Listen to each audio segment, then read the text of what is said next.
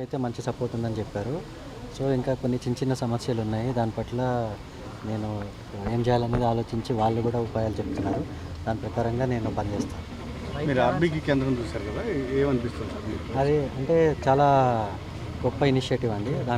దానివల్ల అందరికీ చాలా లాభం జరుగుతుంది. ఇంకో ఏంటంటే లాస్ట్ మైల్ డెలివరీ అనేది చాలా ఇంపార్టెంట్. సో, దీనివల్ల ఎక్కడ ఏమీ తేడా రాకుండా విత్తనంలో కానీ దీంట్లో కానీ అంతా చాలా బాగుందండి.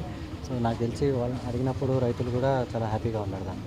సీసీఎల్ సమస్యలు ఏ విధంగా ఏంటంటే సీసీఎల్ సమస్య సో దాని గురించి ఇంకా మేము మాట్లాడుతున్నాం అండి. పూర్తి అవగాహన వచ్చినాక దాని గురించి నేను చెప్తాను.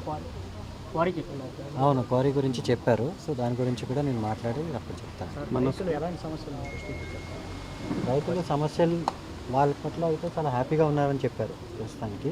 సో గవర్నమెంట్ పట్ల వాళ్ళకి వచ్చిన సపోర్ట్ అదంతా చాలా బాగుందని చెప్పారు. మన స్కూల్కి వెళ్ళారు కదా సార్, అక్కడ ఎట్లా ఉంది? ఏంటంటే పచ్చిపాడు నియోజకవర్గంలో స్కూల్కి వెళ్ళి వాళ్ళతో కలిసి భోజనం కూడా చేసినట్టున్నారు. ఎట్లా ఉన్నాయి మొత్తం టోటల్గా చూస్తే స్కూల్స్ కానీ?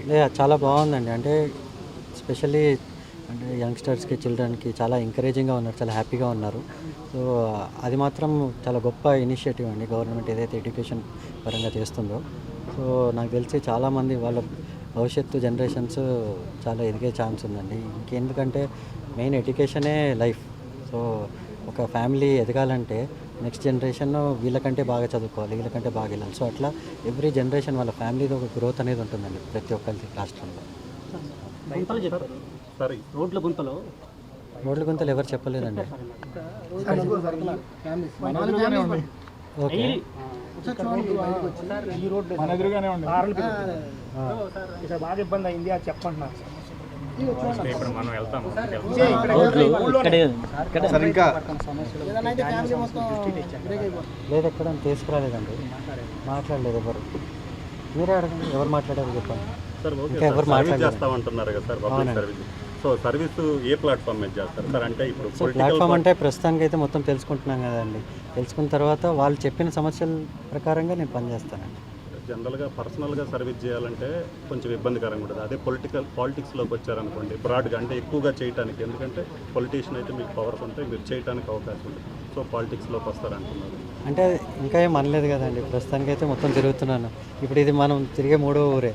సో ఇంకా మొత్తం జిల్లా అంతా తిరిగిన తర్వాత అప్పుడు మీరు సమస్యలు వైరని చెప్తే అప్పుడు మాట్లాడతాను. అంటే జనరల్గా మీరు సీఎం జగన్ని కలవకముందు ఇలా తిరిగినట్టయితే పెద్ద ఇదే ఉండేది కదా సార్. సీఎం జగన్ని ట్వైస్ 2 సో టైమ్స్ ఆయనని స్పోర్ట్స్ పరంగా కలిశానండి. ఇప్పుడు అకాడమీస్ ఆయన ఆల్రెడీ పెడతామని అనౌన్స్ కూడా చేశారు. సో అది స్పోర్ట్స్ని ఎంకరేజ్ చేయడానికి, యూత్ని ఎంకరేజ్ చేయడానికి. సో ఇది ఏంటంటే నా పర్సనల్గా మొత్తము జిల్లా మొత్తం తిరిగి ఊర్లన్నీ చూసి ఇప్పుడు మీరు చెప్పినట్టు వాళ్ళు ఉన్న సమస్యలు అన్నీ ఉన్నట్టుగా చెప్తున్నారండి. ఇప్పుడు లేని అయితే నేను చెప్పలేను కదండి, ఉన్నట్టుగా చెప్పింది నేను మాట్లాడుతున్నాను. అంటే జనరల్గా మీరు స్పోర్ట్స్ మ్యాన్ కదా సార్, మీరు క్రికెటర్ కాబట్టి దానికి సంబంధించిన ఫీల్డ్ అయితే ఎంచుకుంటారు. మీరు ఇలాగ సర్వీస్ చేయాలనుకోవడానికి మీకు స్ఫూర్తి ఏంటి సార్? స్ఫూర్తి అంటే ఇప్పుడు